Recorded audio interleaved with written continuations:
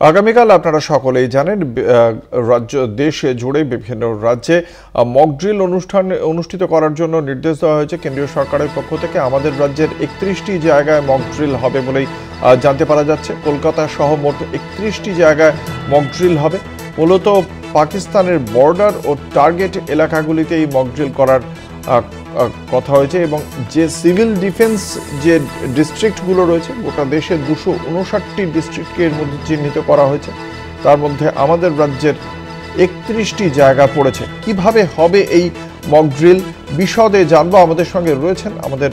প্রতিনিধি দুর্গাদাস বন্দ্যোপাধ্যায়। দুর্গাদাস রয়েছেন নিউজরুমে, সরাসরি চলে যাব নিউজরুমে। দুর্গাদাস, এখনো পর্যন্ত এই মক ড্রিল কিভাবে অনুষ্ঠিত হবে, কোন কোন জায়গা মূলত চিহ্নিত করা হয়েছে আমাদের রাজ্যের, এবং সেই মক ড্রিলের বিষয়ে কি নির্দেশ পৌঁছেছে প্রশাসনের কাছে? দেখো, পেহেলগাম ঘটনার পর থেকে যেভাবে ভারত পাকিস্তানের মধ্যে টেনশন শুরু হয়েছে এবং একের পর এক বিভিন্ন পদক্ষেপ ভারত সরকারের পক্ষ থেকে নেওয়া হয়েছে। যেমন ইতিমধ্যেই তুমি জানো যে সিন্ধু জলচুক্তি বাতিল করা হয়েছে, শতদ্রুর জল আটকে দেওয়া হয়েছে, সিন্ধুর জল আটকে দেওয়া হয়েছে। এইগুলো ওয়াটার স্ট্রাইক করা হচ্ছে, কিন্তু পুরোপুরি স্ট্রাইক করার জন্যে সারা ভারতবর্ষের মানুষ এখন কিন্তু মুখিয়ে রয়েছে। তারা চাইছে একটা হেস্তনেস্ত হোক, এবং সেই হেস্তনেস্তর দিকেই যে আমরা এগিয়ে চলেছি এবং সেই দিকেই যে ভারত সরকারও পদক্ষেপ নিয়ে চলেছে, সেও যে ঘুঁটি সাজাচ্ছে সেটা কিন্তু পরিষ্কার। তাহলে 1971 সালের পর যদি ফুল ফ্লেজেডে আবার পাকিস্তানের সঙ্গে ভারত সরকারের বা ভারতের যুদ্ধ লাগে, তাহলে সেক্ষেত্রে সাধারণ মানুষের জীবনকে রক্ষা করার জন্য আবার সেই মক ড্রিল, অর্থাৎ কিভাবে তাদেরকে বিভিন্ন ব্যবস্থাদির মধ্যে দিয়ে তারা নিজেদেরকে রক্ষা করবেন। এখনো পর্যন্ত যে বিষয়গুলি রয়েছে তাতে দেশে 25টি রাজ্যকে চিহ্নিত করা হয়েছে, যেগুলো বর্ডার এলাকা এবং বর্ডার এলাকার সংলগ্ন, অতএব তারা টার্গেট হতে পারে। এই রকম এলাকার প্রায় 259টি সিভিল ডিফেন্স ডিস্ট্রিক্টকে চিহ্নিত করা হয়েছে, যেখানের মানুষজনকে এই মক ড্রিলের আওতায় আনা হবে এবং তাদেরকে মক ড্রিল করানো হবে যে যুদ্ধ যদি শুরু হয় তাহলে তারা কি কি করবে, কি কি পদক্ষেপ রাখতে হচ্ছে। সেক্ষেত্রে এখনো পর্যন্ত প্রথমে এয়ার রেড সাইরেন অ্যালার্ম হলো যে যখনই কোনো বিদেশি প্লেন বা ফাইটার জেট কোনো এলাকার ওপর আসবে আক্রমণের জন্যে, সেটা যদি বম্বিং করতে চায় বা তারা যে কোনোভাবে এয়ার স্ট্রাইক করতে চায়, তাহলে সেই সময়ে কিভাবে মানুষজন নিজেদেরকে সেভ করবে, তারা কোন কোন সেফ অঞ্চলে চলে যাবে, তারা নিজেদের বাড়ির লাইট নিভিয়ে দেবে, দেশলাই কাঠি জ্বালবে না, এমন কোনো বিষয় থাকবে না যেগুলোকে ওপর থেকে অত্যাধুনিক ফাইটার জেটের মধ্যে থেকে আইডেন্টিফাই করা যায় যে এটা একটা সিভিল এরিয়া, সিভিলিয়ানরা এখানে থাকে এবং এই এলাকাটাকে টার্গেট করলে এলাকাটাকে ধ্বংস করা যেতে পারে। এই বিষয়টা যেমন থাকবে, সেই সময় মানুষ কোথায় চলে যাবে, যদি তাদের আন্ডারগ্রাউন্ড কোনো চেম্বার থাকে তাহলে সেখানে কিভাবে চলে যাবে, লোকাল এরিয়াতে যদি সেই ধরনের কোনো জায়গা থাকে যেখানে বাংকার, অস্থায়ী বাংকার বা স্থায়ী বাংকার থাকে, সেখানে তারা কিভাবে চলে যাবে, স্কুল পড়ুয়ারা তারা এই ধরনের সাইরেনের আওয়াজ পেলে কিভাবে তারা নিজেদেরকে ন্যূনতম প্রোটেক্ট করার জন্য কিভাবে বেঞ্চের তলায় তারা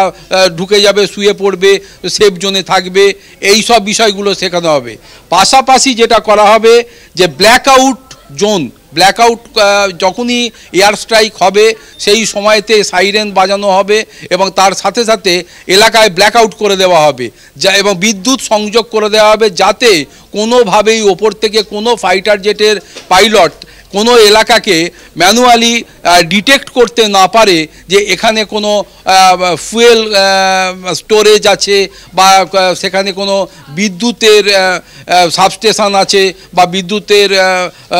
সেখানে উৎপাদিত হয় এরকম কোনো জোন রয়েছে বা এরকম কোনো ভ্যালুয়েবল জোন যেগুলোকে টার্গেট করলে বা ধ্বংস করে দিতে পারলে একটা সমগ্র এলাকাকে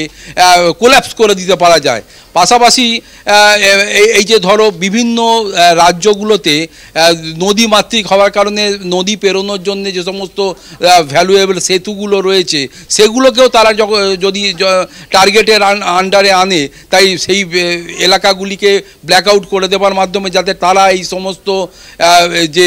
সেতুগুলো রয়েছে সেগুলোকে যাতে টার্গেট করতে না পারে, এই ধরনের জন্যে কিন্তু ব্ল্যাকআউট ব্যবস্থা করে দিতে পারে। এর পাশাপাশি ইভাকুয়েশন প্ল্যান, অর্থাৎ বম্বিং হচ্ছে, সেখানে যদি প্রপার এয়ার স্ট্রাইক হয়েও যায় তাহলে সেই সময়েতে তারা কিভাবে নিজেদেরকে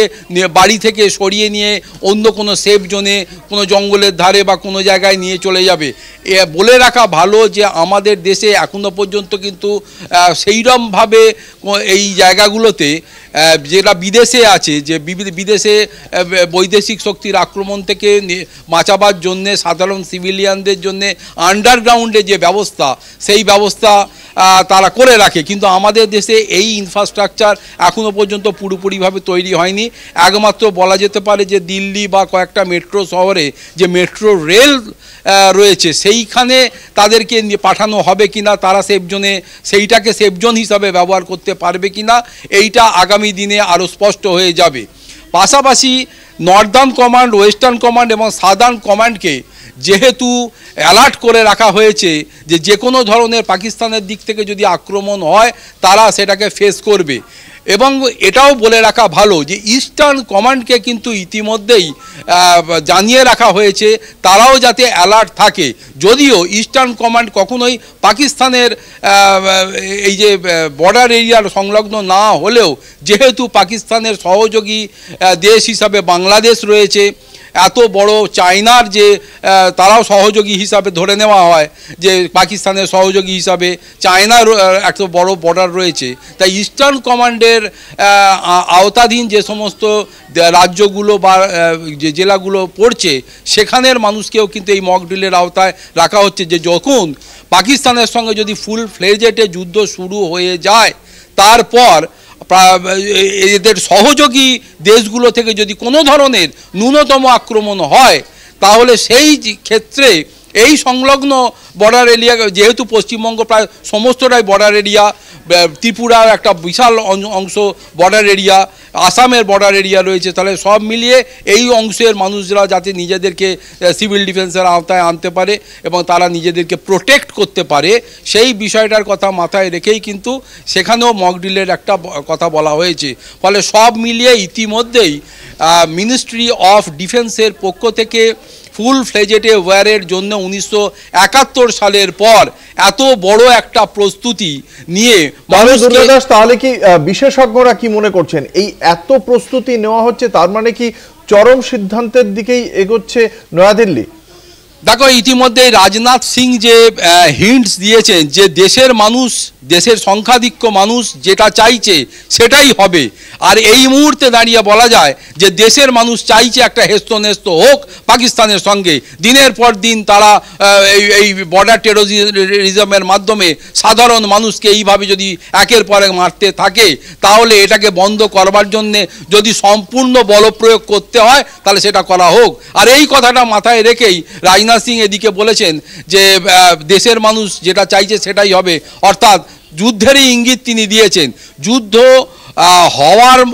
হোক না হোক, যেটা যদি হয় তাহলে সেই হলে মানুষ কিভাবে নিজেকে প্রস্তুতি রাখবে, সেটা যুদ্ধ হোক আর না হোক পরিস্থিতি যেহেতু সেই দিকে এগোচ্ছে, অতএব মানুষকে কিন্তু প্রস্তুত রাখতে হবে, সিভিলিয়ানদেরকে রক্ষা করতে হবে। আর সে কথাটা মাথায় রেখেই সময় যত গড়াচ্ছে এই মক ড্রিল থেকে শুরু করে এই ধরনের সিভিল ডিফেন্সের মাধ্যমে এই ব্যবস্থাদি যে সেরে রাখছে এবং এটাকে পাকা করে রাখছে, এর জন্য বিভিন্ন এলাকাতে যে সাইরেনের ব্যবস্থা করা হচ্ছে বা মানুষকে এই জানানোর জন্যে, সেটাও কিন্তু উঠে আসছে। ফলে যুদ্ধ লাগুক আর না লাগুক, যুদ্ধের মতো পরিস্থিতি যেহেতু একটা সৃষ্টি হয়েছে, তাই যুদ্ধের পরিস্থিতিতে দাঁড়িয়ে সিভিলিয়ানদের যা যা কিছু করণীয়, যে প্রিকশনগুলো নেওয়া উচিত এবং যেগুলো ইতিমধ্যেই একটা কোনো জায়গায় যুদ্ধ হলে সেই দেশের মানুষের জন্য যেগুলো নেওয়া হয়, সেই পরিস্থিতি কথা মাথায় রেখেই কিন্তু এই মক ড্রিল চলছে। এবং এখনই তোমায় বলে রাখা ভালো যে পুরোপুরিভাবে সেইভাবে অর্ডার না এলেও এখন কিন্তু অনেক স্কুলে তারা এই স্কুলের পক্ষ থেকে যে স্কুলের যারা টিচার রয়েছে তারা কিন্তু যখন ছাত্রছাত্রীদের বাচ্চাদের ক্লাস নিতে আসছেন বিভিন্ন জায়গায় দেখা যাচ্ছে তারা কিন্তু ক্লাস নেওয়ার পাশাপাশি কিছুটা সময় বার করে বাচ্চাদেরকে স্কুলের স্টুডেন্টদেরকে